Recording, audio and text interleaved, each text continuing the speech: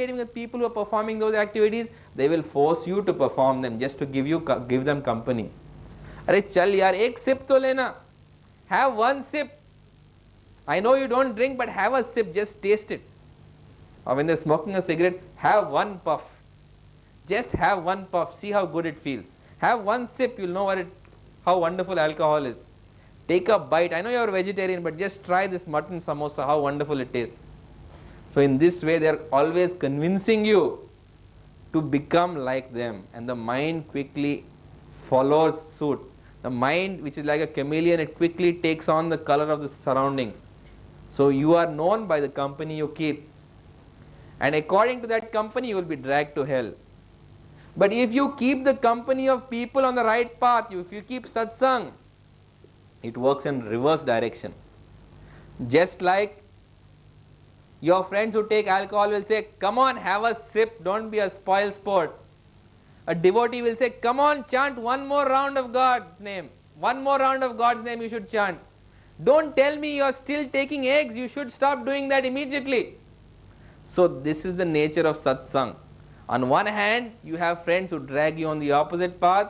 On the other hand, people on the opposite path will encourage you to become like them. That is in human nature. This is the nature of the mind. And by keeping association of people on the right path, you will also come onto the right path. You don't have to make much effort. You just keep their association. Just by simply keeping their association, you will see great changes in your life. This is the simplest way. You lie back and keep the association of people on the right path. Before you know what's happening, your life will have changed for the better.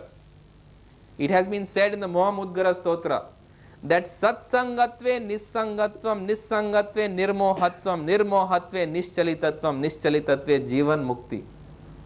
Bhaja govindam, govindam bhaja mudamate. That satsangatve nissangatvam. By keeping the association of people on the right path, you will lose the association of people on the wrong path. Actually, I am sure there must be some of you who have been attending the last 5 or 6 days, must have had to cancel some cocktail parties, some card sessions. Somebody must have had to do that if they wanted to come here. Because when you keep the company or you keep the association of people on the right path, without making a separate endeavor, you automatically lose the association of people on the wrong path. Because you can't do them both. Time is short, therefore you have to allocate your resources. Either you go for association with people on the right path or the association of people on the wrong path. And if you pick right people, then very shortly you will lose the association of people on the wrong path. Satsangatve nissangatvam. And nissangatve nirmohatvam. When you lose the association of people on the wrong path, what happens? You will automatically lose your delusion. Because if you keep the association of people who are on the wrong path, you will have all the wrong values in life. You will think that the goal of life is to acquire more and more and more. You will think that the goal in life is to enjoy more and more and more. You will think that the goal in life is to control more and more and more. You will think that the goal in life is to be better and better than everybody else. And you will become further and further and further in illusion. But if you keep the association of people on the right path, very soon you will lose the delusion. You will understand this world is a dukh alayam ashashvatam. You will understand this world is a place of misery where everything is temporary. That is anityam asukham lokam. That janma mrityu jara vyadhi dukha dosha anudarshanam. That is actually in life you have birth, old age, disease, death, fault, misfortune and happiness. And the best way to be prepared for them is to be on the path of devotion, to be equipped to face the miseries of life. By enjoying yourself with the wrong people, you will eventually cause yourself suffering. But by associating with the right people, you will learn how to enjoy. Instead of learning to dance in a discotheque, you will learn to dance before the deity of God. Instead of singing film songs, you will learn how to do kirtan. Instead of reading cheap paperback thrillers, you will learn how to read Srimad Bhagavatam. Instead of eating meat, you will learn to taste wonderful prasad that has been offered to God. Instead of being intoxicated by alcohol, you will learn the supreme intoxication of chanting the holy name of God. So in this way you will learn how to enjoy life. Everybody wants to enjoy life, but nobody knows how to enjoy life. So our purpose is to show you how to enjoy life. Because if you know how to enjoy life, you will actually fulfill your purpose of life by attaining bhakti. You will be happy in this life and you will be happy in the next life. Our life is not dull, I assure you. Our life is rich, it's full of color, it's full of music, it's full of dance, it's full of literature, but of the right sort. So by keeping the association of people on the right path, you lose the association of people on the wrong path. You lose the association of people on the wrong path, you lose your delusion. And along with losing your delusion, what happens? Simultaneously, you become fixed in consciousness. Your consciousness becomes fixed on God. This is what we call, actually when I was in school, we had a different motto. When I was in college, our college had a different motto. When I was in medical college, our college had one more motto. For example, when I was in school, I was in Campion school, the motto of our school badge was Gaudium in Veritate. That is the Latin motto, which means joy in truth. That was the motto of our school, joy in truth. Then I went to Jai Hind College, and in Jai Hind College the motto was I will and I can. That was the motto. Then I went to Grand Medical College. In Grand Medical College the motto on our college badge was Mens sana in corpore sano, a sound mind in a sound body. If I am asked to make a badge for our movement, and I am asked to put a motto for that badge, I will put this motto: purification through enjoyment. Purification through enjoyment. That means we are teaching you how to enjoy, but through the process of enjoyment you are getting purified. Vasudeva Bhagavati Bhakti Yoga Projata Janayati Ashu Vairagyam Jnanam Chayad Ahitukam. That when you actually worship God scientifically, what happens? When you worship God scientifically, without making a separate extraneous endeavor, automatically you acquire knowledge and detachment. So you just enjoy, you sing, you dance, you eat prasad, you associate with wonderful devotees. And through the process of enjoyment, you will become purified and fixed in consciousness. And when you become fixed in consciousness, what will happen? Then you will become Jivan Mukt. You will become liberated in this lifetime. In this lifetime itself, you will become immune to the miseries of the world. Dukheshu anudvigna mana sukheshu vigata spriha vita raga bhaya krodha stitadi muni uchyate. You will not be shaken in the midst of unhappiness. You will not be excited in the moments of greatest happiness. You will be free of attachment, fear and anger. You will be a sage of steady wisdom. Na rishyati, na dveshati, na sochati, na kankshati. Shubha ashubha parityagi yo mad bhakta same priya. That you will neither excessively love someone, neither you will excessively hate someone. You will never have hankering for something or lamentation. You will not consider something auspicious or inauspicious because you will see everything coming from God. You will actually become a genuine devotee of God. This is the wonderful effect of satsang. So satsang is the most important. This course will get over tomorrow, but that doesn't mean it's the end of the course. It's the beginning of the rest of your life. It's the beginning of your devotional life. And if you want to be serious on the path of devotional life, you must keep the association of people on the right path. You must keep satsang. Because if you don't keep satsang, whatever benefit you gain today, it will be lost. Because very soon you will be overcome by the material world. Actually, Maya has two strengths. It is known as Avarnatmika Shakti and Prakshepatmika Shakti. Just like a swimmer, somebody catches his leg and pulls him down, and the ocean covers him from the top. That is how Maya works. It will pull you under and it will cover you up and you will forget everything.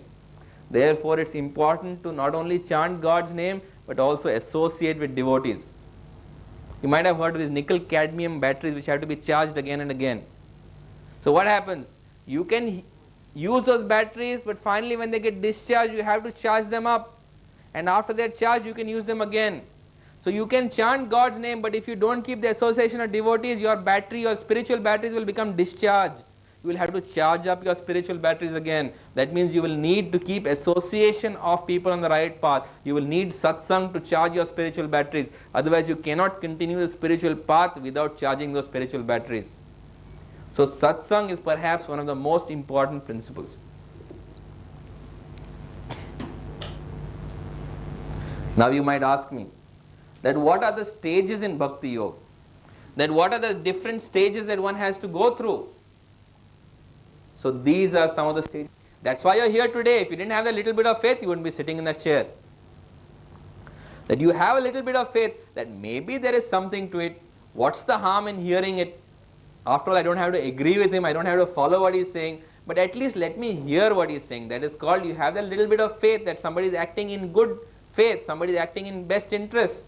Somebody is wanting to do something good for you. So you come with a little bit of faith. So it's called Adav Shraddha. So you require a little bit of faith to get the start. Then you have Adav Shraddha Tatha Sadhu Sang. It's not sufficient to have that faith. You must also have the association of devotees, sadhu sang, satsang you must have.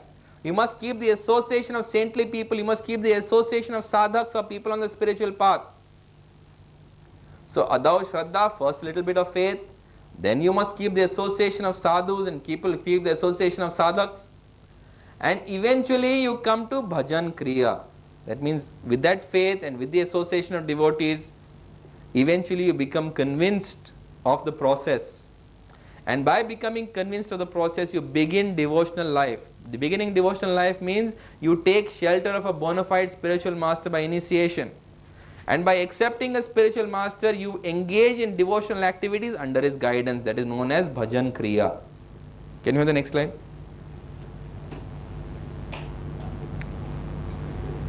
Then you have anartha nivritti. Anartha nivritti means, what is artha? Artha means that which is valuable to you. Anartha means that which is not valuable to you. So you start losing all that is not required for you. For example, you may have been fond of reading cheap thrillers, or you may be fond of watching soap operas on the television, or videos or whatever, or Hindi films or Chaya Geet, or the Sunday film. Perhaps tomorrow they are showing you 3-4 Sunday films so that you can watch the election results. But very soon, if you are on this path, you will lose the attraction for those things. Anartha nivritti. Why is it called anartha? It is called anartha because those things are not valuable to you. They do not help you to develop love of God. So all that is not helpful towards developing love of God is termed anartha. So that which is not necessary in your profession, that which is not necessary for you to develop love of God, that is anartha, and that anartha will fall by the wayside. All the cricket matches that you are glued to on TV, all those hours you spent in watching Wimbledon, they will now have no meaning for you. Now you will not be interested. You will not know whether India is playing Pakistan or West Indies. You won't know who is the captain of the Indian team. Because these are considered to be anarthas, they will drop away from you. They will have no real meaning or no substance in your life. Therefore, they will all drop away. This is called anartha nivritti. All that is unessential in your life, because these things are not essential in your life. They are not essential either for your work, neither they are essential for your developing the goal of life, that is love of God.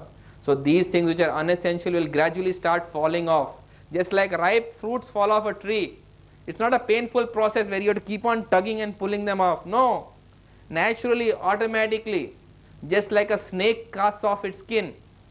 Just like a snake, it casts off its old skin, so also you will cast off your old skin. You will lose that skin which was addicted to so many things which were absolutely unnecessary for your life. You will discard them without a second thought. After anartha nivritti, then you become nishta. Nishta means what? That of course, you stop doing all these things but the taste still remains. That means you are not watching the cricket match on television. But if you are passing by, "Arey, score kya hai?" You are not watching the television match, but still somewhere in the back of your mind, you are still thinking about it. Therefore you want to know what's the score. You want to know who's won. You want to know what's the movie that's being shown on Sunday, even though you're not going to watch it. Because somewhere in the back of the mind, that taste remains. So you've received anartha nivritti, you've lost the taste for those things. But somewhere, somehow in the back of your mind, that faint attachment still remains. When you become nishta, that also goes away. Then you don't even think about these things. You're not bothered about these things. You can look back with detachment and just wonder how you did all those crazy things. You can look back with great amazement at what a different kind of person you were 6 months ago or 3 months ago, and now what a different person you become. This is when you become Nishta. Then you get Ruchi. That means you actually acquire a taste for God. You acquire a taste for Katha. You acquire a taste for hearing the glories of God as related by God-realized saints. You acquire a taste for going to the temple of God. Formerly you were going to the temple of God. How? Out of compulsion, because it's your sadhana. Because your spiritual master told you, you must visit the temple so many days of the week. You were forcibly going there.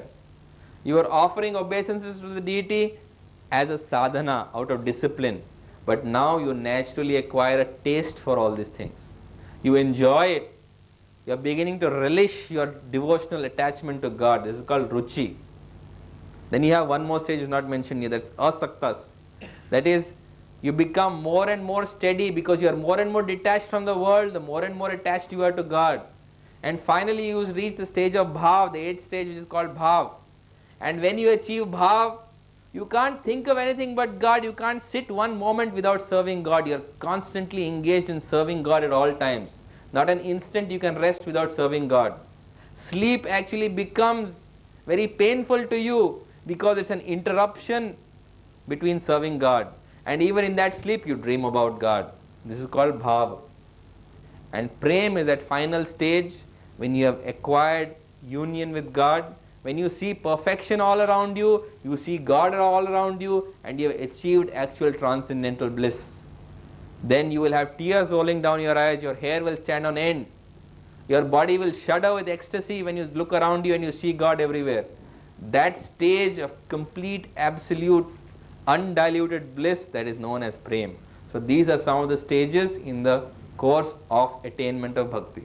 Can we have the next slide? Now it's very important to understand that Bhakti is a state of consciousness. That Bhakti is a state of mind. And it's not a dress. Bhakti is not a dress. Bhakti is not a hairstyle. Bhakti is not a way of behaving. Bhakti is what is going on in your mind.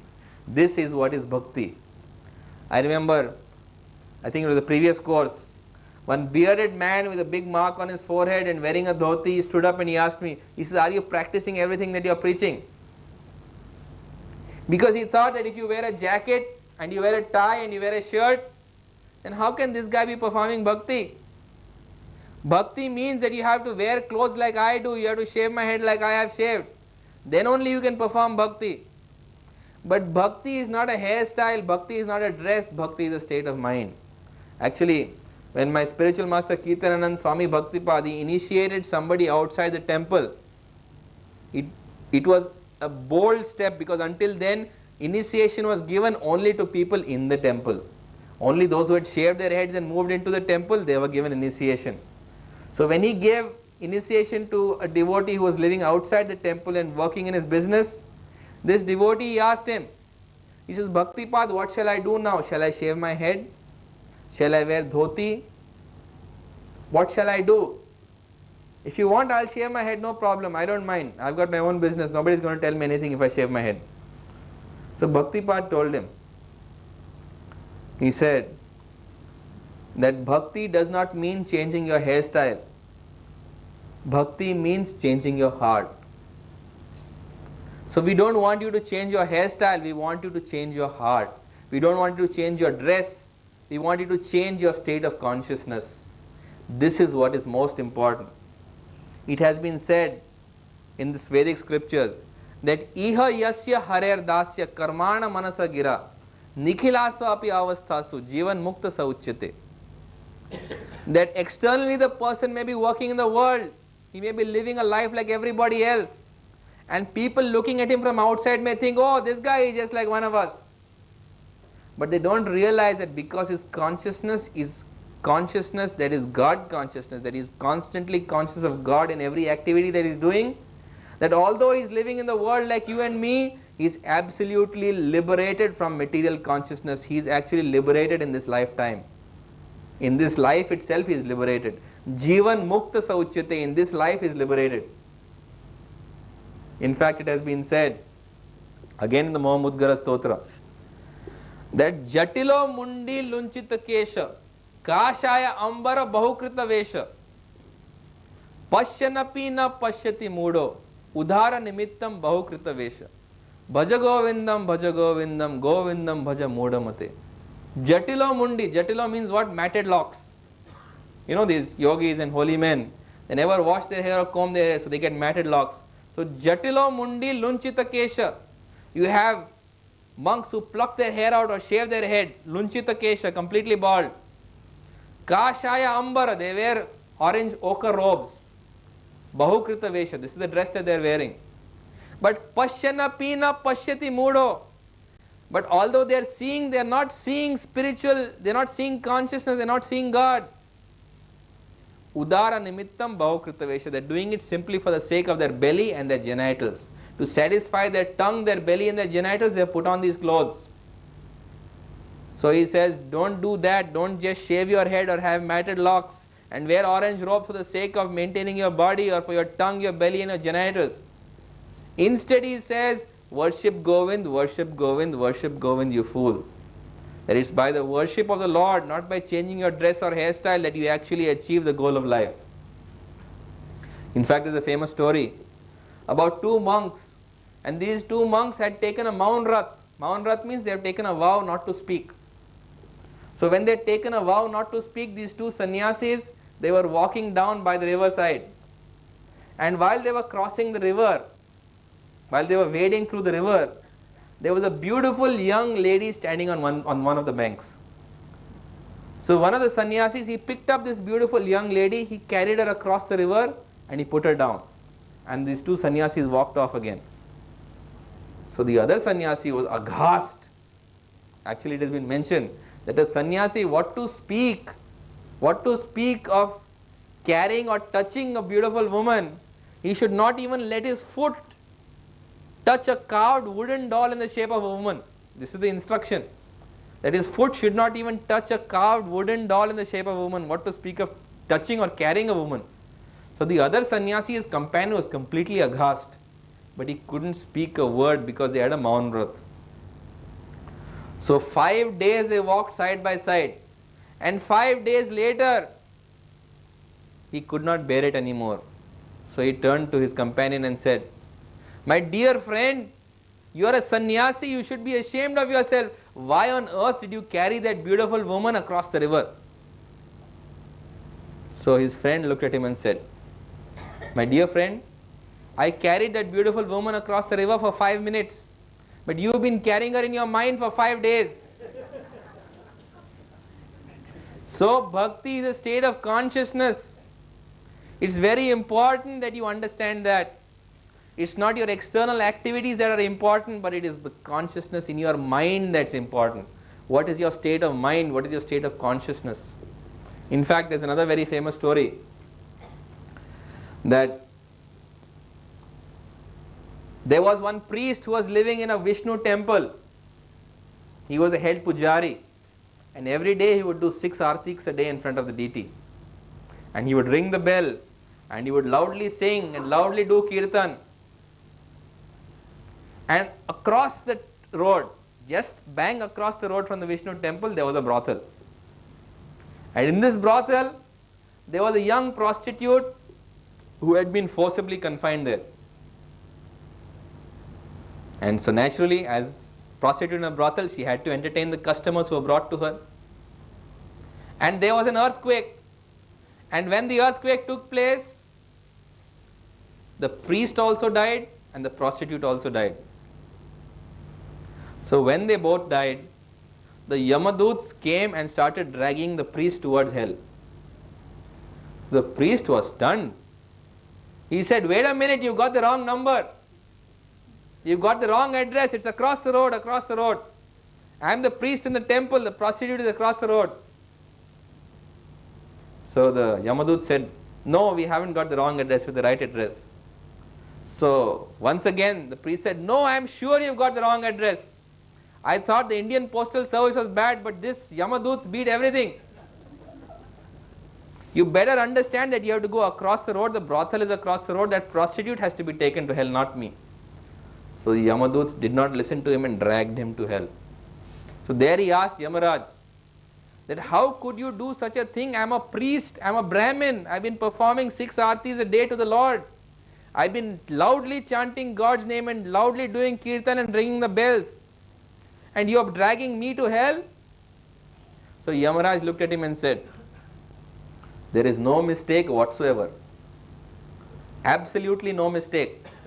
Because although this prostitute across the road was entertaining customers all the time, she was doing it out of complete helplessness. She could not avoid it.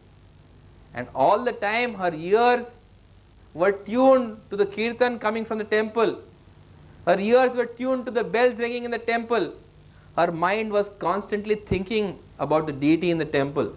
Her mind was constantly in the temple thinking of God. And you rascal, you were living in the temple, you were loudly singing the glories of the Lord, you were loudly doing kirtan, you were loudly ringing the bells, and you were flamboyantly doing aartis, but all the time your mind was in the brothel. You were wondering, who was this customer? How must he be entertained? Who is the prostitute who is entertaining him? All the time your mind was in the brothel. So you lived in the temple, but your mind was in the brothel. She lived in the brothel, but her mind was in the temple. Therefore you go to hell and she goes back to Godhead. So bhakti is a state of consciousness. It's not a dress or a hairstyle. It's what your thoughts are. If you are constantly thinking of God, then you can continue doing your job. You can continue working in everyday life. I don't mean that you should work in a brothel. She was doing it out of helplessness. That doesn't mean that you can work as a bartender or a butcher. There are some occupations that you cannot pursue. But she was doing that, she was performing that job out of sheer helplessness because she was forced to do it. You have a choice. If you have a job which is not beneficial towards God consciousness, you can always change it. So you can work in a bona fide profession and you can actually serve God simultaneously by thinking of God all the time. And you will get the full benefits of bhakti. Whereas even if you shave your head and live in a temple, if your mind is somewhere else, then you will not get the same benefits that you would.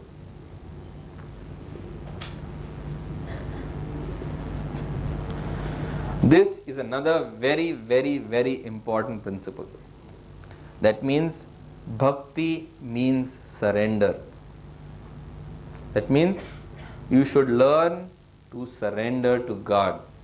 You should understand that everything that happens in the world has not happened by accident. Nothing in the world that has happened by accident. Everything in the world that happens by the will of God. It has been said, not a blade of grass moves without God's consent. So not a blade of grass can move without God's consent. So if a blade of grass cannot move without God's consent, can you imagine that everything in your life must have happened actually as a blessing, as the mercy of God? This is a very, very important principle. Therefore, you must learn to understand and accept the will of God. When you learn to submit to the will of God, then only will you realize what is bhakti. After all, holiness is not measured in knowledge and erudition. Holiness does not mean knowing the scripture by heart. Holiness does not mean the ability to quote from scripture or having a great academic knowledge of all the scriptures. Holiness is not knowledge and erudition. Holiness is seen by a lifetime of submission to the will of God. When you learn to submit to the will of God, that is holiness. It doesn't matter if you don't know a single verse from Bhagavad Gita. It doesn't matter if you don't know a single line from any scripture that you cannot quote, or you cannot give lectures, or that you cannot impress people with your knowledge. But if you can simply surrender to the will of God, if you can lead a life of submission to the will of God, that is holiness. To understand that every blade of grass cannot move without God's consent, that is holiness. Seeing God in all things, that is holiness. Seeing perfection in creation, that is holiness. Om Purnam Ada Purnamidam Purnat Purnam Udachyate Purnasya Purnamadaya Purnam Eva Shishyate. That God is perfect and complete, and everything that comes from God must